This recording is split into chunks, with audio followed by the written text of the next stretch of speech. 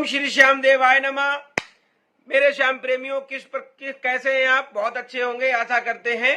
मैं भी बहुत अच्छा हूं और मैं ये सच्ची सत्य घटना आप सबके बीच में लाया हूं।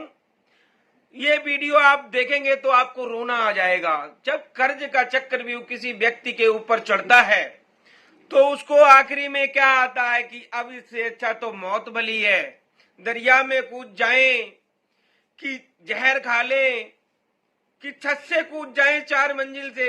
व्यक्ति सोचता है कि अब कोई रास्ता नहीं मिलता, अब तो मौत ही रास्ता है, इसके अलावा कोई रास्ता नहीं है। लेकिन फिर भी वो कहीं ना कहीं बच्चों का मुंह देखता है या किसी का मुंह देखता है तो इस प्रकार का कदम नहीं उठा पाता है। इसी प्रकार से मैंने ये कहानी मेरे पास आई है। पूनम देवी प्रजापति राजस्थान की रहने वाली हैं और बच्चों के साथ में बड़े ही खुशहाल जीवन कट रहा है। इनके पति जो है पुणे में इंजीनियरिंग पद पे जॉब करते हैं, बहुत अच्छी सैलरी है, बहुत अच्छा इनका घर में जीवन यापन चल रहा था। 2 बच्चे हैं और इनके सास ससुर हैं।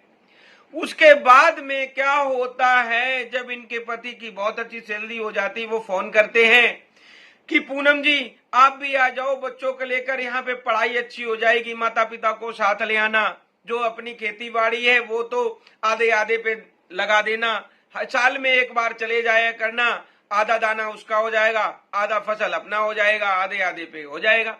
पूनम जी भी इसी तरह करती हैं, अपने सास ससुर को लिया और खेती को आधे आधे पे लगा दिया और वहां पहुंच जाती हैं। उसके कुछ दिन कट जाने के बाद में पूनम जी देखती हैं कि हमारे जो पति देव हैं ये तो रोज दारू पी के आते हैं, इनकी तो बड़ी बुरी संगत है।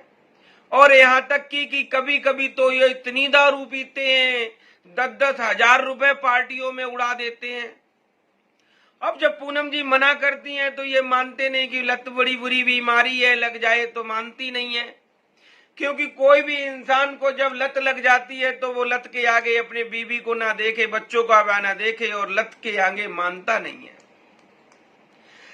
जैसे मैंने आपको बताया कि उनको इतनी बुरी आदत पड़ चुकी थी, वो उस आदत से बाजे नहीं आते थे।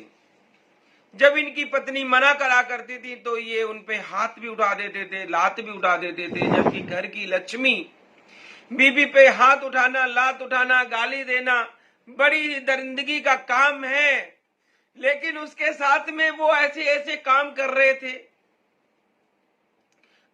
गलती अपना करते थे, घर की जो लक्ष्मी होती थी लक्ष्मी को कूटा करते थे। उसके बाद में लक्ष्मी घर की क्या करे बेचारी, क्योंकि वो कोई जॉब तो करती नहीं थी। उनके सास ससुर ने देखा कि अब गुजारा कैसे होगा, अब तो मुझे गांव ही जाना पड़ेगा, क्योंकि बेटा तो निकम्मा निकल गया, दारू बहुत पीता है। वो तो अपनी टिकट कराए और गांव आ गए, अपना खेती बाड़ी से गुजारा करना लगे। लेकिन पत्नी तो एक ऐसी चीज होती है, एक ऐसा व्यक्ति होता है जो कि पति को छोड़ के कहां जाए। पति के पैर बंदी पत्नी बेचारी कहां जाए। 2 बच्चे, बच्चों की पढ़ाई बंद हो गई, घर में कर्ज वाले परेशान करते हैं, रोज सुबह शाम आ जाते हैं, डंडा डालते हैं, गाली देते हैं, उल्टा बोलते हैं।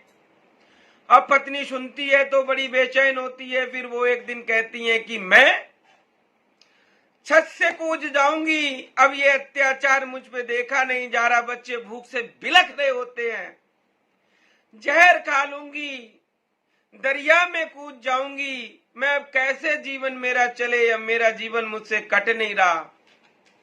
तभी उनके पड़ोस में एक उनकी फ्रेंड रहती थी जो नित्य दिन उनके साथ में पार्क वगैरह जाया करती थी शाम को, और वो बड़ी ही पूजा पाठ में निपुण थी। वो बाबा श्याम की पाठ किया करती थी, बाबा श्याम की बड़ी भक्तिनी थी, बाबा श्याम की बड़ी आराधना करती थी। तो उन्होंने बताया इनको कि पूनम जी आप एक काम करो, बाबा श्याम की घर में दीपक जलाओ, बाबा श्याम की आराधना करो, बाबा श्याम से अरदास लगाओ।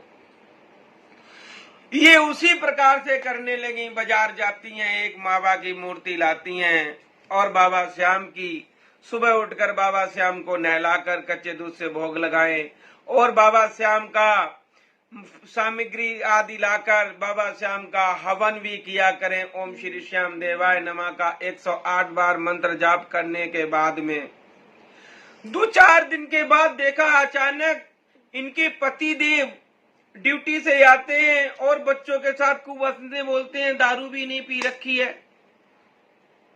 1 दिन हो गया, 2 दिन हो गया, तीसरे दिन ये अपने पति देव जी से पूछती हैं कि पति देव, मैंने कोई बहुत बड़ा चमत्कार देखा, आपके अंदर बहुत बड़ा बदलाव आया है। ये क्या चमत्कार है? ये किसकी लीला है? कौन करा रहा है? आप तो मानने वाले नहीं थे।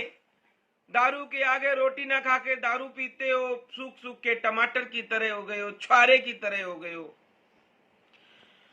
जब भी वो कहते हैं कि पूनम जी, अब मैं क्या ही करता, मेरे साथ का जो मेरा दोस्त था वो दारू पी के और ड्राइविंग कर रहा था, कहीं जा रहा था पार्टी में, अचानक ही उसका एक्सीडेंट हुआ और उसके दोनों पैर कट गए।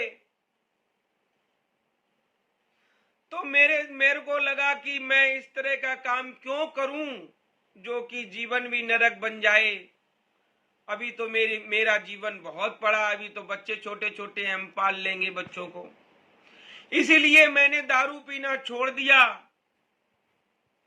अब आज से जो मेरी गलती हुई है, मैं आपसे माफी मांगता हूं कि जीवन में मैं दारू बुरी संगत वाले जो बुरे लोग हैं, मैं उनके साथ में नहीं रहूंगा, मैं उनके साथ नहीं बैठूंगा। बीड़ी सिगरेट गुटखा पान मसाला मैं सब छोड़ दूंगा,